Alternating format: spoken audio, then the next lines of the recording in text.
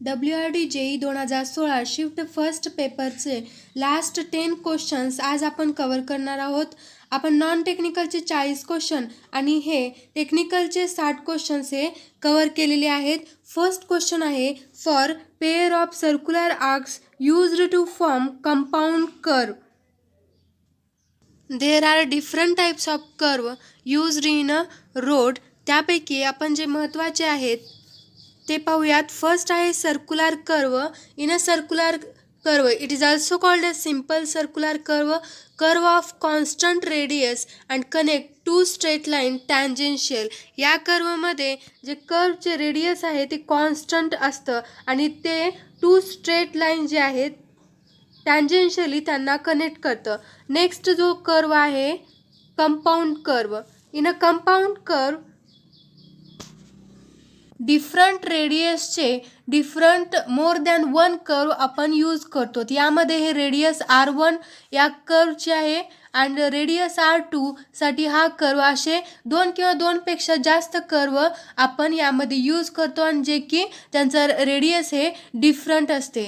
And curve on the same side of common tangent, यांचा जो centre point असतो तो एकाच साईडला असतो. दुसरा जो आहे रिव्हर्स कर्व, यामध्ये दोन कर्व यूज करतात जे की ज्यांचं रेडियस हे सेम असेल किंवा डिफरंट असेल अँड यांचा जो सेंटर आहे तो अपोजिट साईडला असतो. याला सर्पेंटाईन कर्व और यस कर्व असं म्हणतं. याच्या शेपवरून हे त्याचं नाव आहे यस कर्व किंवा सर्पेंटाईन कर्व. सो क्वेश्चन आहे कंपाऊंड कर्वशी रिलेटेड. कंपाऊंड कर्वमध्ये सर्क्युलर आर्क कसे असतात? There shall be common point of tangency. Correct statement आहे. Centres must be on same side of common tangent, also correct. And radius कसे असणार आहे? Different. So correct answer is all of this. Mercury is used in a manometer because. मॅनोमीटरमध्ये जे ideal liquid आहे त्या लिक्विडसाठी जी density पाहिजे ती high density पाहिजे, so that height of column can be reduced. High प्रेशरसाठी हाईट ऑफ कॉलम हे जास्त येणार आहे आणि ते हाईट ऑफ कॉलम रिड्यूस करण्यासाठी आपल्याला हाय डेन्सिटी लिक्विड मॅनोमीटरमध्ये यूज करावं लागणार आहे आणि तीच प्रॉपर्टी आहे मर्क्युरीची. Mercury has a high density, so it is used in a manometer and it gives the less height of column for high pressure. हे करेक्ट आन्सर असणार आहे. Question is the soil subjected to consolidation pressure equal to the pressure to which it was subjected in a past is called as. अशा केसमध्ये दोन case असतात. यामध्ये normally consolidated soil and over consolidated soil. Normally consolidated सॉईलमध्ये काय होतं, जे एखाद्या एरियावर पास्टला जे इफेक्टिव्ह स्ट्रेस अप्लाइड झालेला आहे ही lower than or equal to प्रेझेंटला जे आपण अप्लाइड करणार आहोत प्रेझेंटला त्यापेक्षा काय असणार आहे? लोअर असणार आहे पासला किंवा इक्वल असणार आहे, त्याला नॉर्मली कन्सॉलिडेटेड सॉईल असं म्हणलं जातं. आणि जर पासचा जर इफेक्टिव्ह स्ट्रेस जास्त असेल प्रेझेंटपेक्षा त्याला ओव्हर कन्सॉलिडेटेड सॉईल असं म्हणलं जातं. So correct answer is normally consolidated soil हे असणार आहे. Next question is the distance determined using paper scale from plotted to a scale of 1:4000 is 750 meter. Later it was found that the scale used in a determination process was 1:2000. Then the true distance will be. True distance काढायचा आहे. True distance is equal to wrong scale divided by true scale into measured distance. हा formula.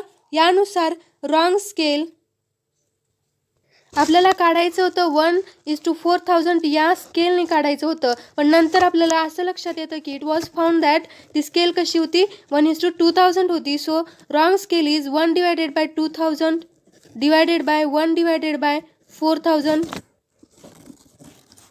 True distance is equal to 1/2000. True कोणती होती? 1/4000 into 750. हे 4000 वरी 4000 divided by 2000. Into 750 हे solve केल्यानंतर याचं 2 येतं आणि 750 इंटू 2 केल्यानंतर त्याचा आन्सर 1500 मीटर हे येतं. ओके, नेक्स्ट क्वेश्चन पाहूयात.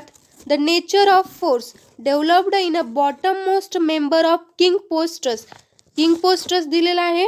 Subjected to vertical downward loads at all nodes on a principal rafter is. त्या बॉटम मोस्ट किंग पोस्टर्स कसा असतो, यामध्ये हा किंग पोस्ट असतो जो की व्हर्टिकल मेंबर असतो and these are the inclined member, त्याला स्ट्रट म्हणलं जातं. यामध्ये बॉटम मोस्ट पार्ट आहे किंवा मेंबर आहे त्याचा फोर्स काय असणार आहे. This is the king posters, this is king post आणि हे स्ट्रट हे जी बॉटम मोस्ट मेंबर आहे. बॉटम मोस्ट मेंबरला काय म्हणतात, टाय बीम म्हणतात. का, कारण त्यामध्ये टेन्साईल फोर्स हा अप्लाय होतो. So the answer is tensile. In the bottom most मेंबरमध्ये काय असते, टेन्साईल, आणि त्यालाच म्हणलं जातं टाय बीम. टाय बीम असं म्हणलं जातं. Next question is movement of inertia of rectangular section of a depth d and breadth b about an axis passing through its cg and parallel to the depth. Rectangular area आहे याचा cg and parallel to the depth. तर या cg नुसार जे movement of inertia IXX about IXX काय असतो, BD cube divided by 12. तर IYY means the axis parallel to the depth, ते असणार आहे DB क्यूब डिवायडेड बाय 12. तर option third DB cube divide by 12 correct असणार आहे. Next question is Bernoulli's theorem assume that flow is uniform, flow is compressive, flow is real and flow is steady. बर्नॉलीजचे जे assumption आहे त्यामध्ये first आहे flow कसा पाहिजे, आयडियल पाहिजे. आयडियल म्हणजे विस्कॉसिटी इज 0, विस्कॉसिटी 0 असायला पाहिजे. फर्स्ट आयडियल फ्लो असला पाहिजे, दुसरा स्टेडी फ्लो असला पाहिजे. बर्नॉलीजचे हे ॲझम्पशन्स आहेत. पहिला आयडियल, दुसरा steady and third one is incompressible and fourth one is irrotational flow असला पाहिजे. Irrotational flow, ideal, steady, incompressible, irrotational. तर यामध्ये फोर्थ ऑप्शन हे करेक्ट असणार आहे. Next question is field test to determine soundness of burn brick is. Options आहेत any of these, striking of 2 bricks against each other and listening the sound, हे साऊंडनेससाठी use करणारी test आहे. Scratching the surface of a brick with the nail, हे हार्डनेससाठी use केली जाते. Hardness of brick determine करण्यासाठी यूज केली जाते.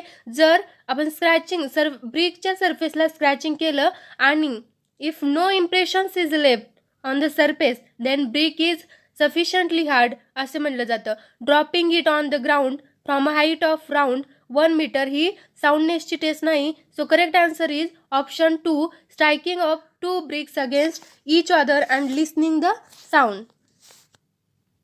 आणि तो साऊंड कसा असला पाहिजे, क्लिअर रिंगिंग साऊंड असला पाहिजे.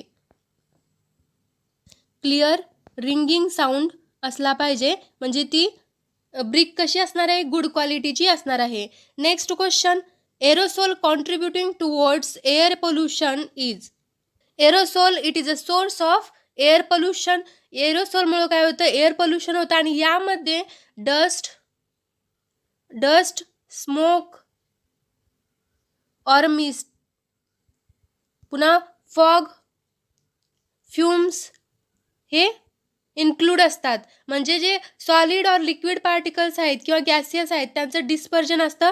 डिस्पर्जन ऑफ स्मॉल सॉलिड और liquid particles in a gaseous media हे करेक्ट आन्सर असणार आहे. It is a secondary air pollutants. Aerosol is a secondary air pollutants. Next question is the movement of a force about any point is dash times the area of triangle whose base represent the force and vertex opposite to base represent the movement center. यामध्ये question हा खूप मोठा दिसतो परंतु जसे word आहे त्यानुसार आपण पाहूयात. मुवमेंट ऑफ फोर्स काढायचा आहे. मुवमेंट ऑफ फोर्स काय असतं, force into distance, force into काय असतं, डिस्टन्स असतं. About any point is the area of triangle. Triangle काढलेला आहे. एरिया ऑफ ट्रायंगल काय असतं, 1/2 into base into height. Base into height हे area of triangle. Base, this is the base. Base represent the force. Force काय आहे, हा base असणार आहे. सो फोर्सच्या जागी बेस लिहिला B. And vertex opposite to base represent the movement centre. या पॉइंटला आपल्याला मुवमेंट घ्यायचं आहे. हा फोर्स आणि परपेंडिक्युलर डिस्टन्स काय होतं, H. So distance is H. The movement of force काय होतं, B into H. And area of triangle 1/2 of B into H. तर यामध्ये हे मुवमेंट आहे ते twice of area of triangle असणार आहे. So option third is the correct answer. Okay friends, we covered shift first paper. Thank you.